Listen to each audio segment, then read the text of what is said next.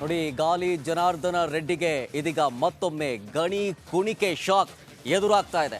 ರೆಡ್ಡಿ ಒಡೆತನದ mining company ಮೇಲೆ ಇದೀಗ ಮತ್ತೊಂದು ಕೇಸ್ ದಾಖಲಾಗಿದೆ.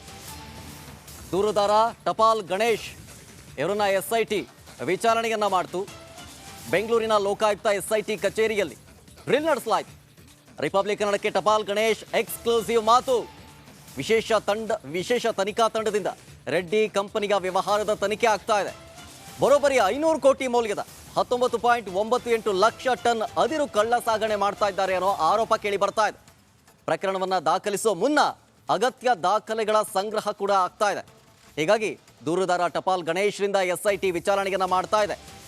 ಸಿಬಿಐ ಆರೋಪ ಪಟ್ಟಿಯನ್ನ ಆಧರಿಸಿ ಲೋಕಾಯುಕ್ತ ಎಸ್ಐಟಿಯಿಂದ ತನಿಖೆಯನ್ನ ತೀವ್ರಗೊಳಿಸಲಾಗ್ತಾ ಇದೆ. ಆ ಮೂಲಕ ಗಾಲಿ ಜನಾರ್ದನ ರೆಡ್ಡಿಗೆ ಮತ್ತೊಂದು ಗಣಿ ಕುಣಿಕೆ ಶಾಕ್ ಎದುರಾಗ್ತಾ ಇದೆ. ರೆಡ್ಡಿ ಒಡೆತನದ ಮತ್ತೊಂದು ಮೈನಿಂಗ್ ಕಂಪನಿಯ ವಿರುದ್ಧ ಕೇಸ್ ದಾಖಲಾಗಿರೋದು. ಅದರ ದೂರುದಾರ ಟಪಾಲ್ ಗಣೇಶ್ ವಿಚಾರಣೆಯನ್ನ ಎಸ್ಐಟಿ ನಡೆಸ್ತಾ ಇದೆ. ಬೆಂಗಳೂರಿನ ಲೋಕಾಯುಕ್ತ ಎಸ್ಐಟಿ ಕಚೇರಿಯಲ್ಲಿ ಡ್ರಿಲ್ ಮಾಡಲಾಗಿದೆ. ಈ ಕುರಿತಂತೆ ರಿಪಬ್ಲಿಕ್ ಕನ್ನಡಕ್ಕೆ ಟಪಾಲ್ ಗಣೇಶ್ ಎಕ್ಸ್ಕ್ಲೂಸಿವ್ ಆಗಿ ಮಾಹಿತಿಯನ್ನು ಕೊಟ್ಟಿದ್ದಾರೆ, ಮಾತನಾಡಿದ್ದಾರೆ. ಹಾಗಾದ್ರೆ ಏನು ಹೇಳಿದ್ದಾರೆ ಟಪಾಲ್ ಗಣೇಶ್ ಅವರು, ಬನ್ನಿ ನೋಡೋಣ. ಮಾಜಿ ಸಚಿವ ಗಾಲಿ ಜನಾರ್ದನ್ ರೆಡ್ಡಿ ಅವರಿಗೆ ಮತ್ತೊಂದು ಸಂಕಷ್ಟ ಶುರುವಾಯಿತಾ ಅನ್ನುವ ಪ್ರಶ್ನೆ ಈಗ ಎಲ್ಲರನ್ನ ಕಾಡ್ತಾ ಇರತಕ್ಕಂಥದ್ದು. ಯಾಕಂದರೆ ಈಗ ಸಿಗ್ತಾ ಇರತಕ್ಕಂಥ ಮಾಹಿತಿಯ ಪ್ರಕಾರ ಜನಾರ್ದನ್ ರೆಡ್ಡಿ ಅವರ ವಿರುದ್ಧ ಏನು ದೂರುದಾರಿದ್ದಾರೆ ಅವರಿಗೆ ಎಲ್ಲರಿಗೂ ಕೂಡ ನೋಟಿಸನ್ನು ಕೊಟ್ಟು ಅವರನ್ನು ವಿಚಾರಣೆ ಮಾಡ್ತಾ ಇರ್ತಕ್ಕಂಥದ್ದು. ಇದೇ ರೀತಿಯಾಗಿ ನೋಟಿಸನ್ನು ಪಡೆದು ವಿಚಾರಣೆಗೆ ಹೋಗಿ ಬಂದಿರತಕ್ಕಂಥ ಟಪಾಲ್ ಗಣೇಶ್ ಅವರು ನಮ್ಮ ಜೊತೆ ಇದ್ದಾರೆ. ಆ ಪ್ರಕರಣದ ಬಗ್ಗೆ ಸಂಪೂರ್ಣವಾದ ಮಾಹಿತಿಯನ್ನು ಕೊಡೋದಕ್ಕೆ ಈಗ ನಮ್ಮ ಜೊತೆ ಇದ್ದಾರೆ. ಅವ್ನು ಮಾತನಾಡ್ತೀನಿ. ಸರ್, ಈಗ SITಯಿಂದ ನಿಮಗೆ ನೋಟಿಸ್ ಬಂದಿತ್ತು. ಯಾವ ಪ್ರಕರಣಕ್ಕೆ ಸಂಬಂಧಪಟ್ಟಂಗೆ ನೋಟಿಸ್ ಬಂದಿತ್ತು, ಏನು ಹೇಳಿಕೆ ಕೊಟ್ಟು ಬಂದಿದೆ ಸರ್? CBIದಲ್ಲಿ ಚಾರ್ಜ್ ಶೀಟು ಇವರು nearly 29 lakhs tons illegal transportation ಮಾಡಿದ್ದಾರೆ. ಅಂದರೆ ಕರ್ನಾಟಕದ ಸಂಪತ್ತು ಆಂಧ್ರದ ಪರ್ಮಿಟ್ ಮೂಲಕ ಸಾಗಾಣಿಕೆ ಮಾಡಿದ್ದಾರೆ. ಕರ್ನಾಟಕ ಗಡಿಭಾಗದ ಮೇಲೆ ಒಬಳಾಪುರ ಮೈನಿಂಗ್ ಕಂಪ್ನಿಗೂ ಹೊಂದಿಕೊಂಡಂಥ ಗಡಿಭಾಗದ ಮೇಲೆ ಇದ್ದಂಥ ಮೈನಿಂಗ್ಗಳು ಕರ್ನಾಟಕವು MBT HT ನಮ್ಮ ತಂದೆಯವರು ನಾರಾಯಣ ರೆಡ್ಡಿ ಇವ್ರು ಮೈನಿಂಗ್ಲಿದ್ದ ಸಾಕಷ್ಟು ಇಲ್ಲಿಗಲ್ ಮೈನಿಂಗ್ ಮಾಡಿದ್ದಾರೆ ಎಂಬ ಇದ್ರ ಮೇಲೆ CBIದವರು ಏನು ಬೌಂಡ್ರಿ ಚೇಂಜ್ ಮಾಡಿ ಅಕ್ರಮ ಮಾಡಿದ್ದಾರೆ ಎಂಬ ಇದ್ರ ಮೇಲೆ ಚಾರ್ಜ್ ಶೀಟ್ ಹಾಕಿದರು.